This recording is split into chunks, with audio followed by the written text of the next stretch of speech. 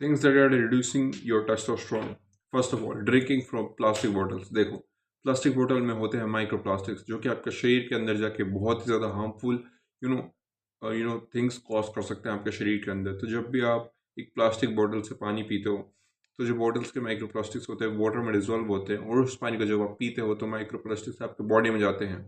और इसके साथ एक और कॉम्बिनेशन है, लोग क्या करते हैं इसके साथ टैप वाटर पीने लग जाते हैं। तो प्लास्टिक वाटर और टैप वाटर का जो कॉम्बिनेशन है वो इतना बेकार आपके टेस्टोस्टेरोन को अफेक्ट करता है, क्योंकि टैप वाटर में हैवी मेटल्स और पता नहीं कौन कौन सी चीज़ें मिली होती है और उसमें गंद मिला होता है बहुत सारा। और आपको पता है इंडिया में क्लीन वाटर भी नहीं मिल पाता है, इसलिए आपको नेसेसरी हो जाता है फिर कि आपको अपने घर में एक फ़िल्टर लगवाना चाहिए, आरओ लगवाना चाहिए, जिससे कि जो वाटर आप पी रहे हो वो फिल्टर आउट होके आए। और मेक श्योर कि वो पानी को आप एक कांच के गिलास से पियो, या फिर आप एक कोई सा बर्तन लो जो आपके किचन में हो, या फिर आप एक बॉटल लो कांच की या स्टील की।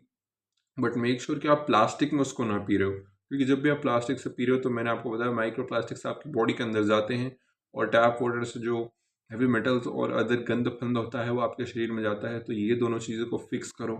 फर्स्ट ऑफ ऑल अपने घर में आरओ फिल्टर लगवाओ, या फिर सही जगह से पानी पियो जहाँ पे क्लीन वाटर आता हो, और उस पानी को आपको कोई से कांच के बोतल में या फिर स्टील के बोतल से पीना है, जिससे कि माइक्रो प्लास्टिक ना आ जाए। ये था हमारा पहला पॉइंट। दूसरा पॉइंट हमारा सन।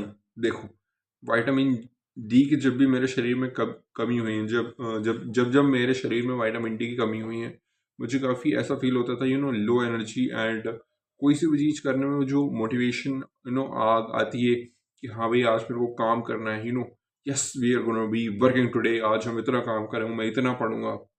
मतलब आपके मन में वो ख्याल भी नहीं आता, एग्जीक्यूट करना तो दूर की बात है, आपके मन में ऐसे ख्याल भी नहीं आते कि मैं 10 घंटे पढ़ूंगा, 5 घंटे पढ़ूंगा, मैं 2 घंटे वीडियो बनाऊंगा, मैं 4 वीडियो डालूंगा। आपके दिमाग में थॉट्स आने भी बंद हो जाते हैं जब आपके शरीर में टेस्टोस्टेरोन कम होता है। आपकी बॉल्स टेस्टोस्टेरोन नहीं बना पाती क्योंकि उनको इनफ विटामिन डी नहीं मिल रहा होता है, और जो कैल्शियम का ऑब्जॉर्प्शन है वो भी रुक जाता है। तो करना क्या है, दिन में कोई सा भी एक टाइमिंग चुनो जब आप धूप सेको। और मैं कहूँगा कि इवनिंग के टाइम में आप धूप सेक सकते हो, पर इवनिंग के पहले जो दोपहर का होता है वहाँ पे सबसे कड़क धूप होती है, तो तब आप अपनी पीठ पर धूप सेक सकते हो। अपने चेहरे पे मत सेकना, उसको ढक के रखना, वरना आपको गंदा वाला टैन हो जाएगा। मैं आपको रिकमेंड करूँगा कि अगर आप अपने चेहरा कवर नहीं कर सकते हो सन बाथ लेते वक्त, और आपको अच्छा लगता है अपने चेहरे पे धूप लेना, तो या तो आप सनस्क्रीन लगा लो और अपने रेस्ट ऑफ द बॉडी को छोड़ दो धूप सेकने के लिए विदाउट सनस्क्रीन, या फिर आप सुबह और इवनिंग को सन बाथ लो, जिससे कि आपके जो यूवी रेज की स्ट्रेंथ होती है, यूवी रे इंडेक्स होता है जो कि throughout the day strong to weak होता रहता है। तो जो मॉर्निंग में वीक रहता है देन वो स्ट्रॉन्ग जाता है, देन वो फिर वीक हो जाता है इवनिंग तक।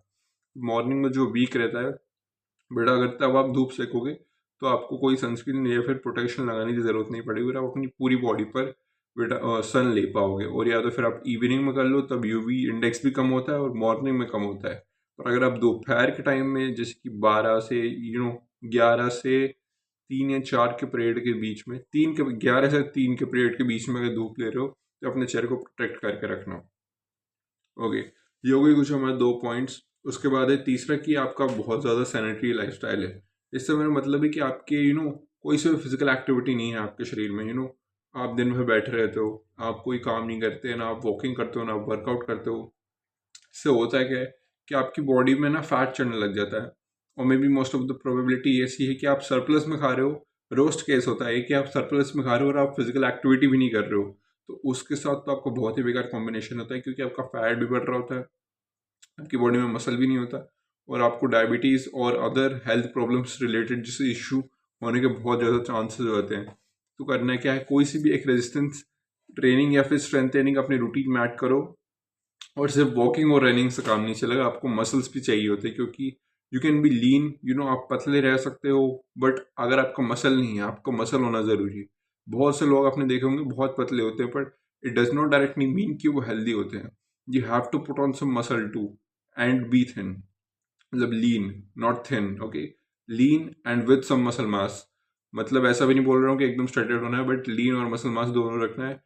कभी भी एक मत चुनना है कि बिल्कुल पतला हो जाना है, बिल्कुल मोटा हो जाना है, बीच का चुनो, मसल रखो, थोड़ा सा फैट रखो, दोनों ही आपकी बॉडी के लिए ज़रूरी है।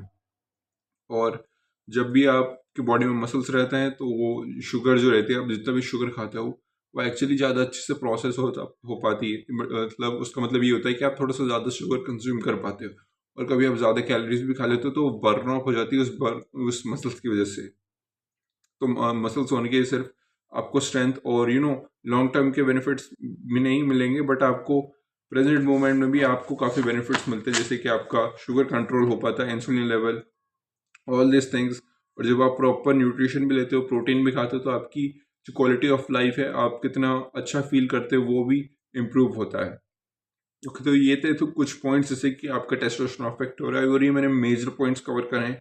इसके अलावा भी काफ़ी छोटी छोटी चीज़ें होती है, अगर आप इन बड़ी बड़ी चीज़ों को फिक्स कर लोगे, then you can focus on the small things, जैसे कि अपना टूथपेस्ट चेंज करना हो गया, अपना शैम्पू चेंज करना हो गया, अपना बॉडी वॉश चेंज करना हो गया। ये जैसे कि बहुत सी चीज़ें होती हैं जो आप डेली अपने यूज़ में यूज़ करते हो। बट ये कुछ चीज़ें थी जो कि आपको फिक्स करनी चाहिए डेफिनेटली। और जितना भी यूजेस होता है आप प्रोडक्ट्स स्किन केयर का, उसको जितना मिनिमाइज हो सके उतना मिनिमाइज करो। जैसे कि मैं दिन भर में सिर्फ एक बार मॉइस्चराइजर लगाता हूँ रात को, क्योंकि अगर मैं रात को घी लगा लेता हूँ तो मेरे फेस पे वो सूट नहीं करता है। I don't know for what reason. तो मैं दिन में ही लगाता हूँ घी अपने चेहरे पे, और मैं रात को एक बार मॉइस्चराइजर लगा लेता हूँ। और उसके अलावा मैं अपनी बॉडी पे कोई लोशन वोशन नहीं लगाता हूँ, मैं सरसों का तेल लगा लेता हूँ। और हेयर्स में आप नेचुरल ऑयल कोई सा भी यूज़ कर सकते हो। इंडिया में तो काफ़ी होते हैं, सरसों का, खोपरे का, बहुत सारे तेल्स होते हैं जो आप अपने सिर में लगा सकते हो। और चेहरे पे कभी भी तेल मत लगाना, क्योंकि अगर आपकी ऑयली स्किन है तो आपको नहीं लगानी चाहिए, पर आपकी ड्राई भी है तो नहीं, क्योंकि अगर आपकी ड्राई स्किन है तो मोस्ट प्रोबेबली वो सेंसिटिव होती है। डेट्स वाई अगर आप उस पर तेल लगा लोगे तो वो ज़्यादा यू नो क्या बोलते हैं उसको, आपको हीट और रैशेज हो जाते हैं। मेरे को भी जब मैं सरसों का तेल लगाता था स्किन पे, आई थॉट कि अच्छा नेचुरल मॉइस्चराइजर, बट मेरे चेहरे ज़्यादा गर्म हो जाता था। और धूप गर्मियों में तो कभी गलती से मत लगा लेना, वरना आपका पूरा फेस जल जाएगा। इसलिए आप घी यूज़ करो, घी बेस्ट अल्टरनेटिव है। आप उसको ठंड गर्मियों कभी भी लगा सकते हो, बट मेक श्योर कि घी को लगाने से पहले आप उसको अच्छे से हीट अप कर लो थोड़ा। मतलब एकदम कोल्ड मत लगाना, अपने हाथ पे लेना और उसको ऐसा घिसना, जिससे कि वो थोड़ा हीट अप हो जाए और आपके चेहरे पे अच्छे से एब्जॉर्ब हो जाए। अगर ठंड में लगा रहे हो तो, गर्मी में तो आप लगा सकते हो नॉर्मली। ओके, तो ये थे कुछ पॉइंट्स जिससे कि आपका टेस्टोस्टेरोन अफेक्ट हो रहा है, कैसे आप उनको फिक्स कर सकते हो।